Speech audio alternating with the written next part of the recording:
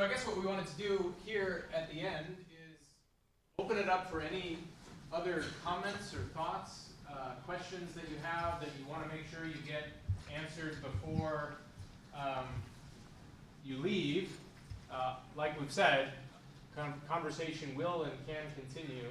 But what other things are you thinking about now that we might want to just take a quick, just for a few minutes here before we go? Andrew. What if this buzz on Twitter creates a landslide of success? How are you? This early before we have. Yeah. We are not prepared for that. That's it. So the quick answer is Let's have that. we quick put up those demo videos as sort of a, hey, there's at least something to look at. You might not, you obviously you can't get right at the bookmarklets and things like that, but that was one answer, right? Because I think we want to be responsive and make sure that there's something there for people to look at, and so we quick, even yesterday, put up all the two bookmarklet demos quick on our ISDA YouTube channel, and then put the links on our wiki and things like that. So there's some of that we at least want to make sure, but yeah, Kenton said it's early in the project, early. Barbara. It seems like you've got enough ideas and data sets and tools and everything else to have 10 brown dog projects. So how are you going to decide what to spend your time on? Good question. So step one that I was thinking is this workshop has been very valuable, hopefully for you too, but for us as well. I saw lots of different things where we can help with. And so what I was thinking of doing next was putting together a tech report, basically going through all this stuff and summarizing it, involving you guys with the writing of that too as well, and publishing that somewhere. And that kind of being a first step in terms of sifting through all this data, kind of grouping it together and seeing where we can focus stuff on. So stuff that comes into mind. Well, just to be an academic, Sure. you could actually publish it, a paper, a state of the needs for this kind of work. Yeah. Definitely something to think about, yes. To come on that as well, yesterday during the breakout session, talking to the people in my group, we fairly quickly discovered there's quite a bit of overlap between the different pieces that people are interested in. So this workshop is going to allow us to say, hey, there's these 3 or 4 people that have somewhat similar ideas.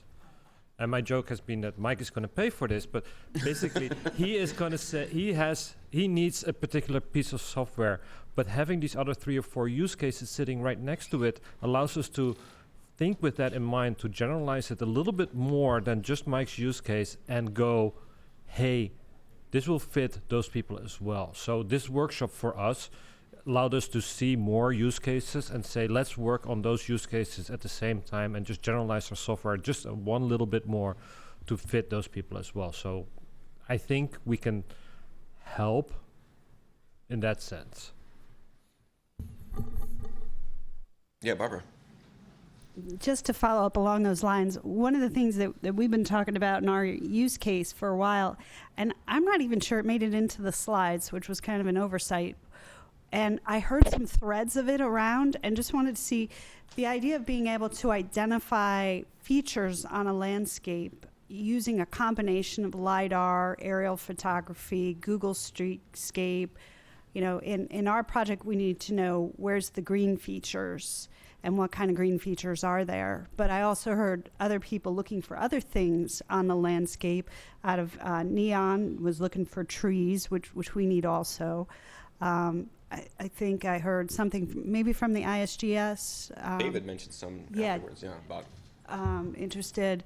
So I'm wondering if there might be a common tool there for figuring out how to extract certain types of features that the user would specify that they are looking for, and maybe they might give some examples out of those multiple data sources.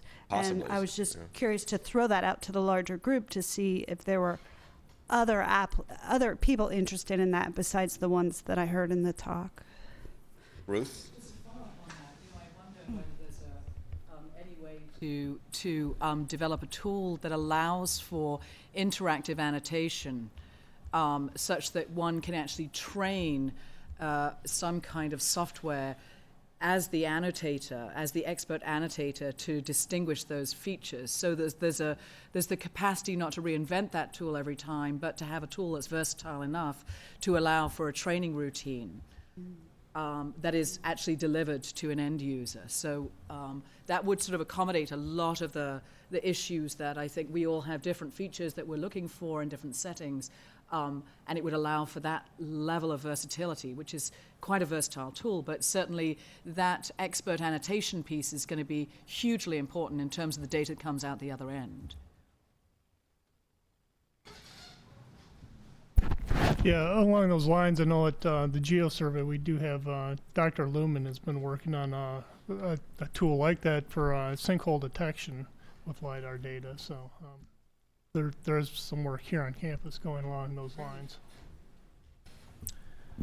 So the other way to take advantage of this crest of movement around our interest around citizen science also is to apply that same idea that I think Bob just Ruth just mentioned about getting experts to identify and annotate images, because the whole thing about Galaxy Zoo and all that, the success is in engaging the public, but I think it's useful to have identify expert members of the public as well as expert members of the scientific staff who would give input on crowdsourced image tagging, and that might be something that might be useful to think about.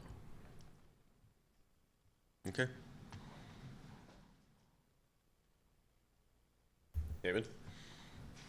Well, that just it occurred to me with the discussion of the pollen data. For example, getting experts invested in tagging them. Being able to combine the identification process with the training process. I don't know. No, that's the way I was thinking about it. Yeah. Yeah. Building a classifier. Yeah.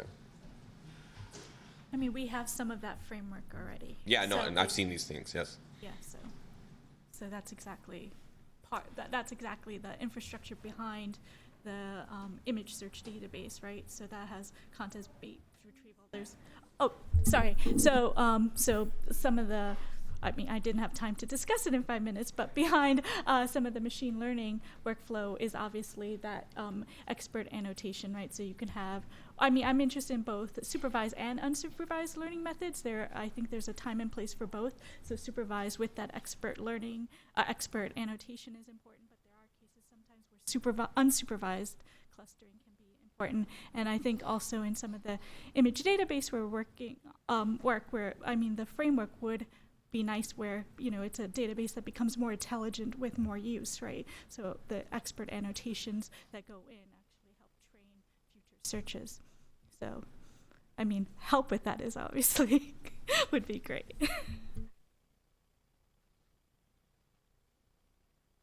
Other thoughts?